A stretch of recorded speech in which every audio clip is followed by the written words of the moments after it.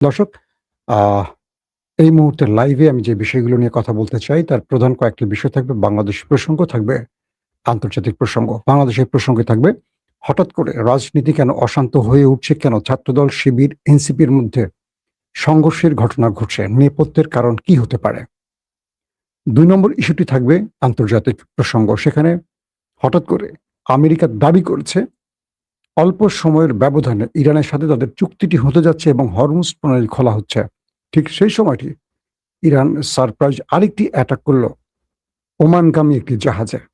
Iran আমেরিকার মধ্যে দ্বন্দ্ব কোন দিকে আবার মোড় নিচ্ছে, এই প্রসঙ্গগুলো আজকের আলোচনায় রাখবো। প্রথমে আমি আন্তর্জাতিক প্রসঙ্গটি উল্লেখ করে চলে যাব বাংলাদেশের রাজনীতির আলোচনায়।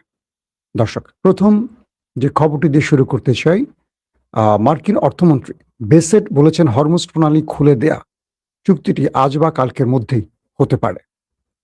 এই চুক্তির ফলে বাণিজ্যিক জাহাজগুলো মুক্ত চলাচল পাবে। আবার কাতারের পররাষ্ট্র মন্ত্রণালয় জানিয়েছে যুক্তরাষ্ট্র ইরান সংঘাতের সমাধান খুঁজে বের করতে কূটনৈতিক প্রচেষ্টা অব্যাহত রয়েছে এবং দেশ দুটির মধ্যে আলোচনা সহজতর করতে ও প্রস্তাব বিনিময়ের জন্য সকল মধ্যস্থতাকারী ঘনিষ্ঠভাবে কাজ করছেন। পাশাপাশি যুক্তরাজ্যের সামুদ্রিক নিরাপত্তা সংস্থা ভ্যানগার্ড জানিয়েছে ওমানের কাছে হরমুজ প্রণালীতে একটি জাহাজ ক্ষতিগ্রস্ত হয়েছে। জাহাজটির একজন নাবিক নিখোঁজ রয়েছেন এখন পর্যন্ত। আপাতত এই পর্যন্ত আমরা আসি, আরো কয়েকটা খবর দিয়ে তারপর একটু বিশ্লেষণে যাব। অন্যদিকে ইরানি ও মার্কিন কর্মকর্তাদের উদ্ধৃতি দিয়ে নিউ ইয়র্ক টাইমস জানিয়েছে হরমুজ প্রণালী দিয়ে বাণিজ্যিক সামুদ্রিক চলাচল পুনরায় চালু করতে ইরান ও ওমান একটি চুক্তিতে পৌঁছানোর কাছাকাছি রয়েছে। নিউ ইয়র্ক টাইমসের প্রতিবেদনে বলা হয়েছে সম্ভাব্য এই চুক্তির অধীনে উপসাগরে প্রবেশকারী জাহাজগুলো ইরানের নিয়ন্ত্রণাধীন এবং এর উপকূলের নিকটবর্তী একটি নৌপথ দিয়ে যাতায়াত করবে। অন্যদিকে উপসাগর থেকে বের হওয়া জাহাজগুলো ওমানের নিকটবর্তী একটি চ্যানেল ব্যবহার করবে। ইরানি কর্মকর্তারা দ্য নিউ ইয়র্ক টাইমসকে জানিয়েছে যে কোনো টোল আরোপ করা হবে না, তবে চুক্তিতে পরিবেশগত প্রভাব, পণ্যবাহী জাহাজ ও ট্যাঙ্কারের নিরাপত্তা এবং কর্মী খরচের জন্য একটি পরিষেবা ফি অন্তর্ভুক্ত রয়েছে। তারা আরো বলেন যে এই রাজস্ব ইরান ও ওমানের মধ্যে সমানভাবে ভাগ করা হবে। একজন মার্কিন কর্মকর্তা বলেছেন যে ইরানের বিবরণ সঠিক নয় এবং প্রণালীর মধ্য দিয়ে কোনো অস্থায়ী নৌপথের জন্য ইরানের অনুমোদনের প্রয়োজন হবে না এবং এতে কোনো টোলও যুক্ত থাকবে না। বিষয়টা হয়তো আমি ধারাবাহিক পড়ে গেলাম, আপনারা কতটুকু বুঝতে পারছেন আশা করি আমি একটু বুঝিয়ে বললে বিষয়টা আপনাদের জন্য আরো সহজ হবে। খেলাটা কি হয়েছে, হঠাৎ করে ডোনাল্ড ট্রাম্প বললেন কি যে ইরানের সাথে তাদের আলোচনা হয়ে গেছে এবং ইরান 2-1 দিনের মধ্যে হরমুজ প্রণালী খুলে দেবে। ওকে, তো ইরান এই বিষয়টি আসলে আমেরিকার সাথে কোনো আলোচনা করেনি। এটি মধ্যস্থতাকারীরা হয়তো আমেরিকাকে আশ্বস্ত করেছে আর তাই ট্রাম্প এই বক্তব্যটি দিয়েছেন, অথবা ট্রাম্প নিজেই চালাকি করে এই বক্তব্যটি দিয়ে বিশ্বকে বিভ্রান্ত করছেন। 2 নম্বর, যখন আমেরিকা এই কথাটি বলছে ঠিক তখনই ইরান একটা সারপ্রাইজ অ্যাটাক করলো। কোথায়? ওমান সাগরের কাছাকাছি। অর্থাৎ ইরান আমেরিকাকে তার মুখে জবাব না দিয়ে একটা কাজে জবাব দিয়েছে। যখন মার্কিন অর্থমন্ত্রী, পররাষ্ট্রমন্ত্রী, মার্কিন প্রেসিডেন্ট ডোনাল্ড ট্রাম্প তারা বলছেন ইরানের সাথে আলোচনা চলছে এবং আমরা একটা চুক্তির খুব কাছাকাছি, তখন ইরান বলল না, আমাদের কোনো চুক্তি সম্পাদিত হয়নি। কারণ আমেরিকা বলছে ইরান হরমুজ প্রণালী দিয়ে কোনো টোল নেবে না, আর ইরান বলছে তারা টোল নেবে না কিন্তু পরিষেবা নেবে, মেইনটেনেন্স ফি নেবে। এখানে দুটোর মধ্যে দ্বন্দ্ব তৈরি হয়। তো যখন আমেরিকা ইরানের নামে এই মিথ্যাচারটা করে যে ইরান বলছে কোনো টোল নেবে না এবং কাল পরশু তারা হরমুজ খুলে দেবে, তখন ইরান কি করলো? ওমান সাগরে যাওয়ার পথে একটি জাহাজে অ্যাটাক করে বসলো এবং সেই জাহাজটিকে মোটামুটি অর্ধেক প্রায় ডুবন্ত অবস্থায় চলে গেছে এবং একজন নাবিক হয় মারা গেছেন অথবা নিখোঁজ আছেন। তো ইরান এই জবাবটি আক্রমণের মধ্য দিয়ে দিলেন কেন? এ কারণে দিলেন ট্রাম্পের যে মিথ্যাচার, এই জবাবটি ইরান আক্রমণ দিয়ে বোঝালো যে না, আমরা ট্রাম্পের সাথে কোনো আপোষ রফা করছি না। আমরা যে দাবিগুলো করেছি সেই দাবি যদি আমেরিকা মানে হরমুজ দিয়ে জাহাজ চলাচল করবে। যদি না মানে তাহলে আমাদের আক্রমণ অব্যাহত থাকবে। ইতিমধ্যে ইরানি কয়েকটা গণমাধ্যম বলছে তারা সেখানে নতুন করে মিসাইল ড্রোন রেডি করেছে আরেকটা অ্যাটাকের জন্য। তার মানে আমেরিকা যদি ইরানের সম্পূর্ণ শর্ত না মানে ইরান এখানে আবারও যুদ্ধে ফিরে যাবে। একটা ব্যাপার গেল। আসলে চলছে কি পর্দার অন্তরালে আলোচনা, সেটা একটু আমরা আলোচনায় আনি আগে। বিষয়টা হলো যে আমেরিকা যে দাবিটা করছে তার সঙ্গে ওমান এবং ইরানের মধ্যে একটি আলোচনা হয়েছে। আপনারা জানেন যে ইরানের পররাষ্ট্রমন্ত্রী ওমানের পররাষ্ট্রমন্ত্রীর মধ্যে গত কয়েকদিন ধরে আলোচনাগুলো হচ্ছে। আলোচনাটা হয়েছে যখন জাহাজগুলো ইনপুটে আসবে, তখন এখানে পুরো দায়িত্ব ভারটা থাকবে ইরানের ঘাড়ে। ইরান এই জাহাজগুলোর নিরাপত্তা দেবে, সকল পরিষেবা ইরান দেবে। আর জাহাজগুলো যখন এখান থেকে বাইর হবে, হরমুজ এই প্রণালী দিয়ে যখন জাহাজগুলো বের হবে, তখন এটাকে দায়িত্ব নিয়ে পালন করবে ওমান। অর্থাৎ দুটো দেশ, ঢোকার ক্ষেত্রে একটি দেশ ইরান, বের হওয়ার ক্ষেত্রে আউটপুটের ক্ষেত্রে ওমান। এবং যখন যাবে জাহাজগুলো ঢুকবে, তখন এখান থেকে সকল পরিষেবা, নিরাপত্তা, মেনটেনেন্স ইরান করবে এবং অর্থটা ইরান পাবে। যখন জাহাজগুলো বের হয়ে আসবে, তখন এটাকে নিরাপত্তা, পরিষেবা, এভরিথিং, এটার যে অর্থটা আসবে, মেনটেনেন্স ফিটা আসবে, সেটা ওমান নেবে। এইভাবে চুক্তিটি হলো। ইরান বলছে, আমেরিকা বলছে না, যদি ইরানের সাথে আমাদের কথা হয়েছে, ইরান কোনো টাকা নেবে না। আর যদি ইরান টাকা নেয় তাহলে আমরাও নেব। মানে ট্রাম্প এটা আবার যুক্ত করছে, যদি ইরান হরমুজ প্রণালী থেকে কোনো অর্থ নেয়, সেক্ষেত্রে আমরাও টাকা নেব। তো আমেরিকাকে ইরান বলছে যে হরমুজ হলো আমাদের সীমা, হরমুজ হলো আমাদের জলসীমা। তুমি এখানে কে টাকা নেবার বা টাকা দেবার বা তুমি এই সিদ্ধান্ত নেয়ার? একদিকে ওমান নেবে, একদিকে ইরান নেবে। তোমার এখানে এই বক্তব্য দেওয়ার যৌক্তিকতা কি বা তোমার ক্ষমতা কি বা অধিকার কি? ট্রাম্প আবারও নতুন করে গো ধরছে যে না, যদি ইরান নেয় আমি নেব, যদি ইরান না নেয় তাহলে আমি নেব না। এটা হলো ট্রাম্পের নতুন এক চালাকি। ইরান বলছে আসো, তোমাকে টাকা দেব। তোমাকে টাকা নেওয়ার জন্য আমি মিসাইল আর ড্রোনগুলো সেখানে আবার রেডি করে রেখে দিয়েছি। এই হলো আজকের লেটেস্ট আপডেট। তো এখন তাদের পক্ষ থেকে, ইরানের হুতিদের পক্ষ থেকে আবার একটি স্টেটমেন্ট আসছে। হুতিরা আবারও মার্কিন যুক্তরাষ্ট্রের নাজারা শহর একটা জায়গার নামে, দুঃখিত, সৌদি আরবের আরেকটি শহরে আবার আজকে অ্যাটাক করেছে। অর্থাৎ হুতিরা সৌদি আরবকে এবার আরেকটি মেসেজ দিল। আর হুতিরা বলছে যে মূলত তাদের একটি জায়গায় অবৈধ প্রবেশ করেছে সৌদি আরব, আর তাই তারা সেই অবৈধ প্রবেশের প্রতিশোধ বা মানে কি বলবো আঘাত হিসেবে এই শহরটিতে আবার তারা আক্রমণ করেছে। তার মানে হুতি সৌদি আরবের এখনো পরিবেশ শান্ত হয়নি।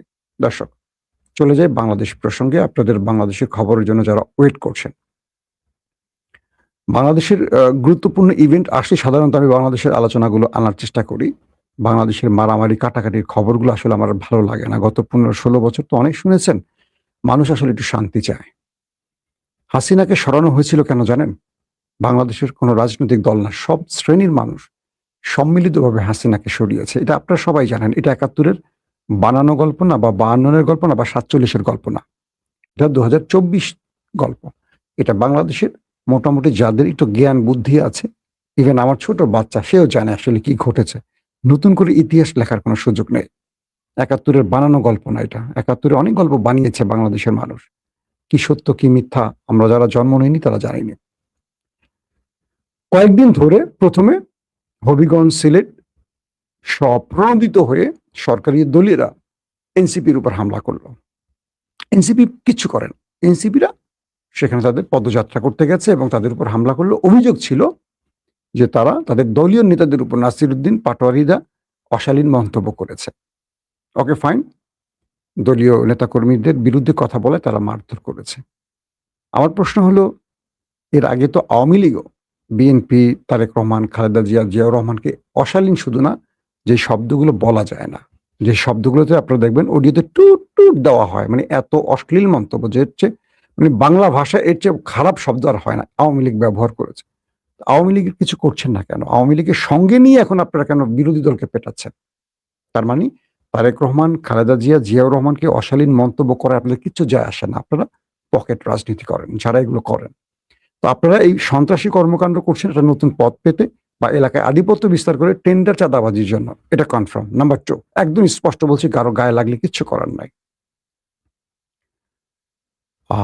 দ্বিতীয় যে বিষয়টি হলো রোকেয়া বিশ্ববিদ্যালয় এবং জগন্নাথ বিশ্ববিদ্যালয়, এই দুটো জায়গায় আজকে আমি একটা রিপোর্ট পড়ছি আপনাদের গণমাধ্যম থেকে। জগন্নাথ বিশ্ববিদ্যালয়, বেগম রোকেয়া বিশ্ববিদ্যালয় ও ঢাকা কলেজ ও ঢাকা আলিয়া মাদ্রাসা ছাত্রদল শিবিরের মধ্যে ব্যাপক সংঘর্ষের ঘটনা ঘটেছে।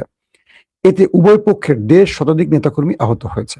সংঘর্ষে ছাত্র শিবির কর্মীরা আহত হয়ে রাজধানীর একটি হাসপাতালে চিকিৎসা নিতে গেলে সেখানেও হাসপাতালে ঢুকেও হামলার অভিযোগ পাওয়া গেছে এবং ভিডিও চিত্রে তা দেখা গেছে। হাসপাতালে আহতদের উপর ছাত্রদলের নেতাকর্মীরা হামলা করেছে বলে অভিযোগ করেছে স্বয়ং ছাত্রদল, ছাত্র শিবির এবং হাসপাতালের বাকি রোগীরা। দুপক্ষের মধ্যে দফায় দফায় সংঘর্ষে শিক্ষা প্রতিষ্ঠানগুলোতে থমথমে পরিস্থিতি বিরাজ করছে। আতঙ্কে পথচারীরা ছোটাছুটি শুরু করছে। অনেককে পথচারী বা রোগীকে ছাত্র শিবির অভিযোগ তুলে আবার পেটানো হয়েছে।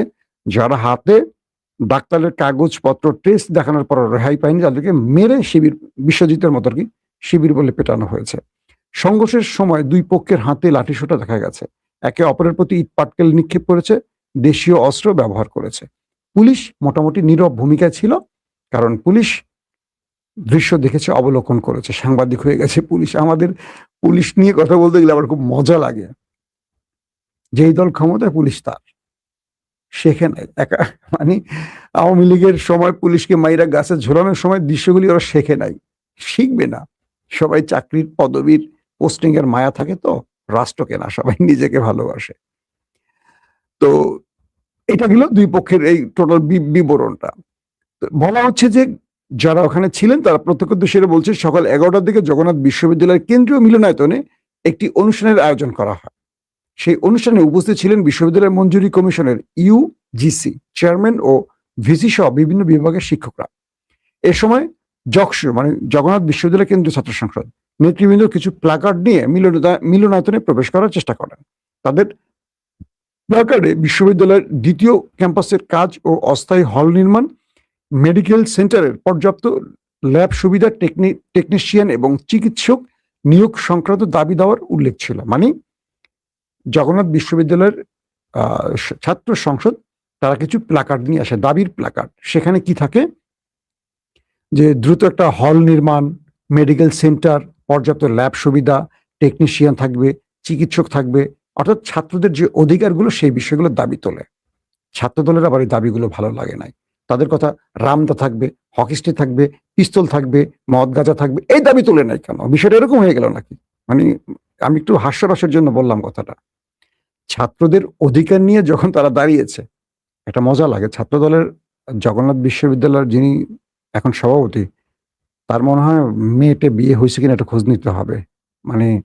তার বয়স বা কোন সেশনে ভর্তি হয়েছে, এখনো ছাত্র কিনা আমি জানি না। আমি দেখলাম আজ থেকে 5 বছর আগে ছাত্রলীগ জগন্নাথ বিশ্ববিদ্যালয় ছাত্রদলের যিনি এখন সভাপতি, আজকে যিনি ফাইটিং করেছেন, আমাদের সুপারম্যান, তাকে পিটিয়ে শোয়া রাখছিল রাস্তার মধ্যে। আমার কাছে সেই ছবিটা এখনো আছে। তো আমাকে ফোন দিয়ে বলছিলেন তারই একজন খুব বিশ্বস্ত ভাই, একটা ছবি দিয়ে, ভাই একটু ফেসবুকে দিন, আমাদের ভাই মাইর খেয়েছে আজকে ছাত্রলীগের হাতে, 2 হাতে ব্যান্ডেজ। ছবিটা এখন আমার কাছে আছে, যদি দেখতে চান আমি আপনাদের হয়তো দেখাতেও পারবো। তো মজাটা হলো যে ছাত্রলীগ এদেরকে পিটাইয়া রাস্তায় শোয়া রাখছিল। তো তিনি হঠাৎ করে সুপারম্যান হয়ে গেলেন। হয়ে কেন জগন্নাথ বিশ্ববিদ্যালয়ের ছাত্র সংসদ হলের দাবি করতে আসবে, মেডিকেলের দাবি করতে আসবে, ছাত্রদের জন্য ল্যাবের দাবি করতে আসলো, এই জন্য পিটিয়ে দিয়েছেন। দিয়ে মোটামুটি যা করা করছে এদিকে আর না যায়। এটা আপনারা সবাই জানেন। আমার আজকের আলোচনা এটা নয়, সব জানলেন। আসলে ঘটছে কি পর্দার অন্তরালে? হঠাৎ করে বাংলাদেশে এই অস্থিরতা কেন, এবং এই অস্থিরতাটা করছে সরকার দলীয়রা। ইন্টারেস্টিং ব্যাপার না? আজকে দেখলাম আমাদের যুব দলের আমার খুব পছন্দের মানুষ নয়ন, রবিউল ইসলাম নয়ন, কারণ বিএনপির জন্য মোটামুটি একসময় ত্যাগী লোক ছিলেন। বিএনপি যারা ত্যাগী তাদের সবাইকে আমি কম বেশি চিনি, কারণ আমাদের সাথে অনেকের কানেকশন ছিল ওই সময়টা, কারণ আমরা সবাই ওই সময় ত্যাগীদের মধ্যে পড়তাম আর কি। এখন হয়ে গেছে গুপ্ত, বুঝছেন? দেখলাম হেলমেট আর রড নিয়ে এসে নেমে গেছে যুবদলের নয়ন। নয়ন সম্পর্কে আমার একটা ধারণা তৈরি হয়েছে হাসিনা পালাবার পর, ইন্টারিম আসার পর, যখন টেলিভিশন দখল নিয়ে এসে ব্যস্ত ছিল। এই ছেলেটা কেন জানি সবসময় লাইমলাইটে আর আলোচনায় থাকতে চায়, কারণ সে মনে করে এভাবে রাজনৈতিকভাবে তার একটা জায়গা তৈরি হবে, তারেক রহমানের চোখে পড়বে, তারেক রহমানের গাড়ি গেলে দেখবেন দৌড়াচ্ছে, তার স্লোগানগুলো শুনবেন। কেন যেন সবসময় সে চায় আলোচনায় থাকতে এবং মনে করে যে আলোচনার মাধ্যমে তিনি একটা গুরুত্বপূর্ণ পদ পাবেন। পেয়েছেন, যুবদলের সাধারণ সম্পাদক হয়েছেন এবং তিনি এবার এমপি ইলেকশন করতে চেয়েছেন। আগামীতে হয়তো এমপি ইলেকশন করবেন, এমপি হবেন, মন্ত্রী হবেন, সবই হবেন তিনি। বিষয়টা হলো রাজনীতিটাকে সুন্দর করার জন্য, মানে আমি খুব আফসোসের সাথে বলি, ২০০০ ছেলে যখন জীবন দিল, ৩০-৪০ হাজার যখন অন্ধ পঙ্গুত্ব বরণ করলো, আহত হলো, গুলিবিদ্ধ হলো, আমার ড্রাইভার যে আমার পার্সোনাল গাড়ি চালায়, সে তার শরীরে ৭৫টি রাবার বুলেটের গুলি আছে সারা ঘাড়ে। এগুলো সে এখন হঠাৎ করে অসুস্থ হয়ে পড়ছে, বলছে স্যার আমি আর ড্রাইভ করতে পারছি না, মানে এগুলো পেইন করে, ঘাড়ের রগে টগে চলে গেছে, তো এগুলো খুব সেন্সিটিভ জোনে আছে, তাকে প্রতি সপ্তাহে ঢাকায় চিকিৎসা করতে হয়। তো সেই ঘটনাগুলো দেখে আর আমাকে বলে, স্যার এই রক্ত দিলাম কেন, জীবনটা দিতে গেলাম কেন, কাদের জন্য? ২০০০ ছেলে যারা জুলাইতে জীবন দিল, তাদের পরিবারকে আসলে আমরা কি দিতে পেরেছি? যারা পা হারিয়েছে, হাত হারিয়েছে, চোখ হারিয়ে অন্ধ, তাদেরকে আসলে আমরা কি দিতে পেরেছি? বিএনপি আর জামাত যখন ১৫-১৬ বছর হাসিনাকে আন্দোলন করে সরাতে পারেনি, তখন অনেকেই টেলিভিশনে বলতো যে আমরা কাদের জন্য লড়াই করব, বিএনপি জামাতের জন্য? এরা ক্ষমতায় আসলে যেগুলোও সেই কদুই তো হবে। তখন বিএনপি বলতো, তারেক রহমান লন্ডন থেকে তার দুর্দান্ত অসাধারণ বক্তব্যগুলো দিয়ে জাতিকে বোঝাতেন আগামীর বাংলাদেশ হবে নতুন বাংলাদেশ, এবং তার স্লোগান সবার আগে বাংলাদেশ। আমরা আশ্বস্ত, আমরা বিশ্বাস করি সেটি হয়তো তারেক রহমান করতে পারবেন। কিন্তু তিনি যে পারবেন, গত ৫-৬ মাসে আমাদের কিছু ঝলক দেখানো উচিত ছিল। ২৫০০ টাকার ফ্যামিলি কার্ডে টাকা দেবেন সবাইকে, না গরিব দরিদ্রদের। ২৫০০ টাকা দেওয়ার বিনিময়ে যদি ৪,০০০ টাকা বিদ্যুৎ বিল নিয়ে গেলেন, লাভটা হলো কোথায়? মানে বিদ্যুৎ বিল দিয়ে কি ফ্যামিলি কার্ড দিবে? প্রশ্নগুলি আসতে পারে না? ভৌতিক বিলের অভিযোগ উঠছে, সরকার এটা খতিয়ে দেখবে না দেখবে না? এই টাকাগুলো কোথায় গেছে, কার পকেটে গেছে? এটি তদন্ত হওয়া উচিত। যেহেতু অভিযোগ আসছে, অবশ্যই রাষ্ট্রের অভিযোগগুলো শোনা উচিত, মানুষের এই অভিযোগগুলো শোনা উচিত।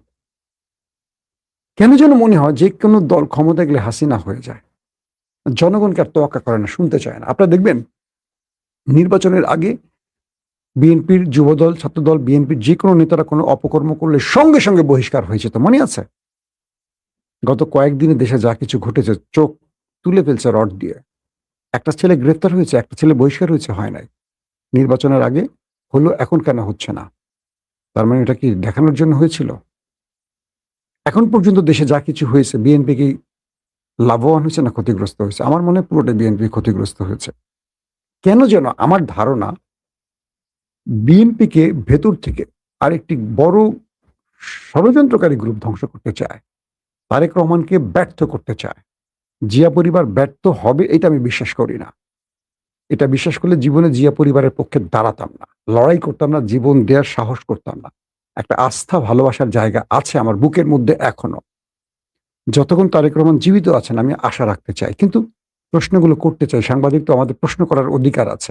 আমরা অ্যাক্টিভিস্ট না, দলীয় কর্মী নই, মনে রাখবেন। কেন প্রশ্নগুলো করব? যেন বিএনপি পথ স্মুথ হয়, পরিচ্ছন্ন হয়, কাটামুক্ত হয়। আমরা যদি না বলি এই কথাগুলো, বিএনপি জানবে কার কাছ থেকে? কারণ বাংলাদেশের প্রত্যেকটা টেলিভিশনের চরিত্র হলো ফ্যাসিস্ট চরিত্র। কিরকম? আওয়ামী লীগ যখন ছিল, প্রত্যেকটা গণমাধ্যম আওয়ামী লীগের চামচামি করছে। আমাদের সাংবাদিকদের প্রধান দায়িত্বটা কি জানেন? যেই দল আসবে তার চামচামি করে নিজের পদ, চাকরি আর মাল কামানোর রাস্তাটাকে প্রসারিত রাখা, উন্মুক্ত রাখা। সাংবাদিকদের চরিত্রটা হয়ে গেছে এরকম। ১০০% সাংবাদিকের মধ্যে ৯০% এখন করাপ্টেড সাংবাদিক, করাপশন করে সবাই। এর প্রত্যেকের মধ্যেই আপনারা দেখবেন এই জিনিসগুলো আছে। এক, সাংবাদিক টেলিভিশন আজকে দেখেন সারা দেশে যা কিছু ঘটেছে ছাত্রদের সাথে, মানে ছাত্রদল, ছাত্র শিবিরের মধ্যে যে কোনো ঘটনাই ঘটেছে, দেখবেন প্রত্যেকটা গণমাধ্যমের হেডলাইন কোন দিকে সংবাদটা করছে, কার পক্ষে গেছে। হাসিনাকে যারা ফ্যাসিস্ট বানিয়েছিলেন তারা হলেন এই গণমাধ্যম। এই গণমাধ্যম এখন বিএনপিকে ফ্যাসিস্ট বানাতে চায়। এই গণমাধ্যমগুলোর দায়িত্বটা কি? সঠিক দৃশ্য দেখানো, একটাও দেখায় না। কারণ কি? প্রত্যেকটা টেলিভিশনের মালিক হলো কালো টাকার মালিক। এদের অবৈধ টাকা দিয়ে এরা এই টেলিভিশনগুলো বানায় নিজের ক্ষমতা বাঁচিয়ে রাখার জন্য। একদম মানেন আর না মানেন, প্রত্যেকটা টেলিভিশনের মালিক কালো টাকার মালিক, প্রত্যেকটা, আমি একটা বাদের কথা বলছি না, প্রত্যেকটা মিডিয়ার মালিক কালো টাকার মালিক। তো এরা কি করে? অবৈধ সুবিধার জন্য সবসময় অবৈধ পথগুলো বেছে নেয়। ইমরান খান বাংলাদেশ মানে পাকিস্তানের স্মরণীয় কালের একমাত্র সৎ নেতা হিসাবে আবির্ভাব হয়েছিলেন। ইমরানকে নামিয়েছিল দুটো পরিবারতন্ত্র, একটা হলো মুসলিম লীগ, একটা হলো পিপলস পার্টি, এবং পুরো সিস্টেম ইমরান খানের বিরুদ্ধে দাঁড়াইছে। কারণ কি? আমলারা, পুলিশ, র্যাব তো না, এফসি, রেঞ্জার্স, সেনাবাহিনী কেন ইমরান খানের বিরুদ্ধে দাঁড়াইছে? যে ইমরান খান থাকলে তারা এই মাল কামাইতে পারবে না। প্রত্যেকে শুধু মাল কামাইতে চায়, কিন্তু রাষ্ট্রের জনগণ ভোগান্তির মধ্যে পড়ে। তো প্রতিটা দেশে দেখবেন, আমাদের দেশের সচিব বলেন, মানে আমলাদের কথা বলছি, পুলিশ বলেন, প্রশাসনিক কর্তা বলেন, যে লেভেলে যারা আছে তারা কোনো সৎ নেতৃত্ব চায় না। কেন চায় না? যে সৎ নেতা আসলে তো তারা লুটপাট করতে পারবে না। তারা এই পদে বসছেন কেন? মাল কামাইতে। ডিসি, এসপি, সচিব, উপসচিব, যুগ্ম সচিব, এডিশনাল সচিব, সিনিয়র সচিব, পুলিশের ডিএজি, মিএস যা আছে সবাই না, সবাই আবার লুটপাটকারী না। কিছু লোক ভালো এখনো আছেন বলে রাষ্ট্র টিকে আছে। এরা অন্যায়কে সাপোর্ট দেয় কেন জানেন? কারণ অন্যায়ের মাধ্যমে মাল কামানো যায়। হযরত ওমর বাংলাদেশে যদি আইসা পড়েন, হযরত ওমর রাদিয়াল্লাহু আনহু এখন খলিফা, তো উনি যদি বলেন যে বাংলাদেশের শাসন ব্যবস্থায় বসবো, ওনাকে সবাই মিলে বিদায় করবে দেশ থেকে। কিসের ওমর? ওমর আসলে তো এই কাজ করা যাবে না। তো বিষয়টা হলো এরকম যে এই রাষ্ট্রের আসলে কোনো বাপ মা নাই। এই রাষ্ট্রটা যাদের ত্যাগের বিনিময়, যাদের রক্তের বিনিময় স্বাধীন হলো, নতুন করে ফ্যাসিস্ট মুক্ত হলো, তারা যে ড্রিম, স্বপ্ন দেখেছে, সেই স্বপ্নগুলো না আবার অধরা হয়ে গেল। যে ছাত্রদল, যে শিবির, যে বিএনপি, যেই জামাত গত 20টা বছর আওয়ামী লীগের পেদানি খেলো, আওয়ামী লীগের পেদানি খেয়ে জেলে খাবার ভাগ করে খেলো, একসাথে মাঠে ঘাটে বনে জঙ্গলে রাত কাটালো, একসাথে রাজপথে রক্ত দিল, হঠাৎ করে তাদের মধ্যে শত্রুতা তৈরি হয়ে গেল। কেন? আমার যে অ্যাজাম্পশন, আমার যে তথ্য, বিএনপির মধ্যে আরেকটা বিএনপি আছে, যেটা তারেক রহমানের বিএনপি না। তারেক রহমানের বিএনপি খুব চেষ্টা করছে কন্ট্রোল করতে, তার হাতে কন্ট্রোলিং পাওয়ার চলে গেছে। কারণ ইস্টাবলিশমেন্ট, প্রতিবেশী, পাওয়ারফুল ডিপ স্টেট তারেক রহমানকে কার্যতভাবে কাজ করতে দিচ্ছে না। এটা আমার যে তথ্য, সেই তথ্যটা প্রকাশ করলাম। আমার কাছে কোনো প্রমাণ চাইবেন না, এগুলো হলো বিভিন্ন সূত্রের খবর। আমরা যাদের সাথে হাই হ্যালো করি, এরা কখনো প্রমাণ দিয়ে কথা বলে না, এদের কিছু টাচ দেয় আমাদের কথা বলার জন্য। তারেক রহমানকে ব্যর্থ করতে চায়, কারণ জিয়া পরিবারকে ব্যর্থ করতে পারলে বাংলাদেশে আওয়ামী লীগ আবার দাঁড়াতে পারবে। মানুষ বলতে শুরু করছে হাসিনাই তো ভালো ছিল, এই কথাটাকে শুনতে চায়। তাই আমরা তারেক রহমানের প্রতি আস্থা হারাচ্ছি না, হারাচ্ছি বিএনপির প্রতি। ফখরুল ইসলাম কেন বলেন এই কথাটা? একটা দলের মহাসচিব, যিনি দীর্ঘ 16-17 বছর লড়াই সংগ্রাম করছেন, সর্বাধিক মামলার মালিক ফখরুল ইসলাম খান, তিনি বলছেন এই দেশের কিচ্ছু পাল্টায় না, একমাত্র তারেক রহমানই শুধু ভিন্ন। আর সবাই চুরি, বাটপাড়ি, লুটপাট, দুর্নীতির মধ্যে এখনো ডুবে আছে। শুধু তারেক রহমান ভিন্নটা করতে চান। একটা মহাসচিব কখন বলে এই কথাটা? বোঝেন কত কষ্টে প্রকাশ্যে এই কথাটা বলতে পারে? তার মধ্যে, এটার মধ্যে মানে কত দুঃখ চাপা আছে তার বুকের মধ্যে, যে তিনি এতদিন লড়াই সংগ্রাম করছেন যে বিএনপির জন্য, সেই বিএনপিটা নাই। এখন আমি বললে আমার গুপ্ত বলেন, ফখরুল ইসলামকে তো এখন গুপ্ত বলেন আপনারা। আজকেও দুজন বিএনপির উপদেষ্টা আমাকে কল দিচ্ছেন, নাম বলবো না। মাসুম, কোন দিকে যাচ্ছে বিএনপি? তোমরা সামনে আসো। আমি বললাম যে না, এই বিএনপি সামনে আসতে রাজি না, আমরা দুর্নাম কামাই করতে রাজিই না। এখন দুর্নামের জন্য আসবো? এই যে কথাগুলো বলছি, কথাগুলো শোনেন। একটা জিনিস বলি, বিএনপি আওয়ামী লীগ মাঠে নাই। বিএনপি চাইলে আগামী 20 বছর ক্ষমতা থাকতে পারবে নির্বাচনের মধ্য দিয়ে। শুধু তারেক রহমান তার পলিসিগুলো, প্ল্যানগুলো বাস্তবায়ন করুক। তিনি যে স্বপ্নগুলো দেখিয়েছেন আমাদের, স্বপ্নগুলো বাস্তবায়ন করেন। ছাত্রদল, যুবদলকে কন্ট্রোল করেন, তাদেরকে শিক্ষাঙ্গনে কলম নিয়ে পাঠায় দেন, দ্বন্দ্বমুক্ত হতে বলেন। এই শিবিরকে হালকা করে নেওয়ার সুযোগ নাই।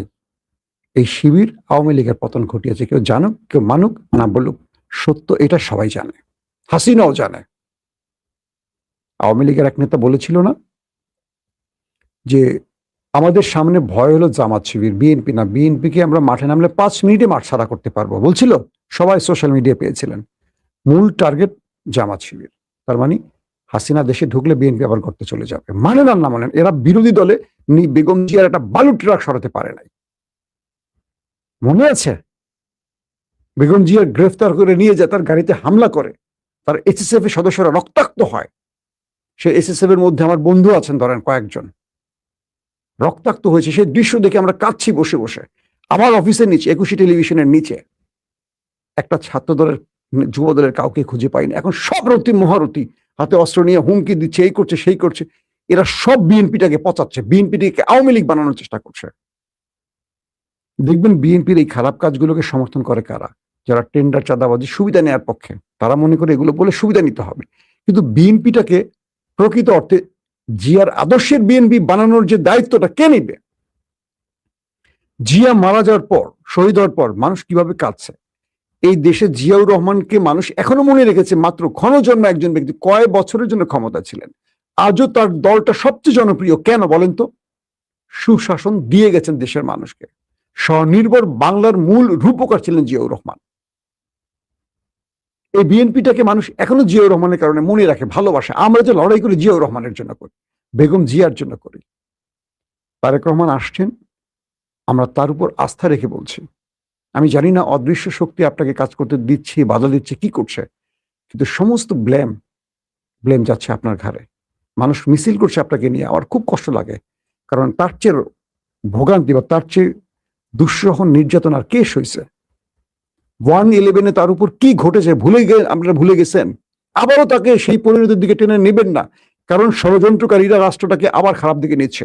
আমাদের উত্তরপাড়া মানে সেনাবাহিনীর মধ্যে আওয়ামী অফিসাররা এখনো অ্যাক্টিভ, প্রশাসনের মধ্যে আওয়ামী লীগ এখনো অ্যাক্টিভ। খুব মন দিয়ে শোনেন কথাগুলো, আমি বলছি না, আমাদেরকে কিন্তু জায়গা থেকে বলানো হয় যে মাসুম ভাই কথাগুলো বলুন, আপনাদের কথা মানুষ শোনে।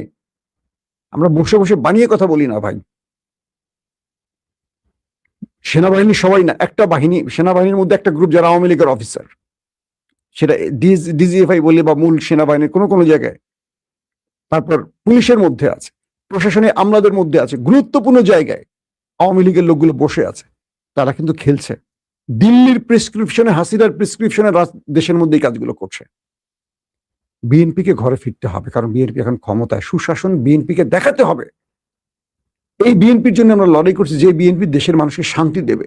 ঠিক গত 18 বছরের জিন্দেগি আমরা আর চাই না। সেই জীবনে যদি আমরা প্রবেশ করতে হয়, তাহলে হাসিনা গিয়ে আমাদের লাভ হলো কি? এই প্রশ্নগুলো নিজেকে করেন। ভয়ঙ্কর ষড়যন্ত্র হচ্ছে দেশ নিয়ে, এবং বিএনপিকে এই টালমাটাল অবস্থায় ফেলে দিয়ে তৃতীয় পক্ষ সুবিধা নেওয়ার কাজটা করছে। জামাতের ভাইদেরকে বলবো, অযাচিত হস্তক্ষেপে যাবেন না। মিডিয়া সন্ত্রাসের কাছে আপনি টিকতে পারবেন না। সো একটা জিনিস মনে রাখবেন, আপনাদের সবচেয়ে বড় দুর্বলতা আপনাদের নামের সাথে ইসলাম শব্দটা আছে। আপনারা যদি 300 আসনে জয়লাভ করেন, কখনো ক্ষমতায় বসতে পারবেন না যতক্ষণ জামাত ইসলাম শব্দটা আছে। কারণ এই দেশে যাদেরকে ক্ষমতায় বসানো হয় সেটা হলো আমেরিকা এবং দিল্লি। ইসলাম শব্দের জন্য আপনার কখনো ক্ষমতায়, আজও কাল হোক এনসিপি যদি বসতে পারে, আজও কাল হোক গণ অধিকারে বসতে পারে কখনো, এরপরে নতুন কোন দলে বসতে পারবে, জামাত বসতে পারবে না। তার প্রধান একটি কারণ, জামাতের সাথে ইসলাম শব্দটা আছে। মানেন আর না মানেন, বলে দিলাম, এটা জামাতের খুব নেতৃস্থানীয় লোক ঠিকই বুঝে গেছেন আমি কি বলতে চাইছি। তাই বলছি, খালেদা জিয়ার পলিসিটা নেন। খালেদা জিয়া একটা পলিসি নিছিল যে আর আন্দোলন করবেন না, জনগণকে বোঝাবেন আওয়ামী লীগ কি জিনিস। জামাতকে বলবো, হয় তাবলিগে চলে যান, আপনাদের রাজনীতি করার দরকার নাই। আপনারা তাবলিগে চলে যান, দাওয়াতি কাজ করেন, আর বিরোধী দলের চেয়ারটা আওয়ামী লীগকে দিয়ে দেন। তাহলে বিএনপি টের পাবে আওয়ামী লীগ কি জিনিস। প্রত্যেকে ভালো থাকবেন। আল্লাহ হাফেজ।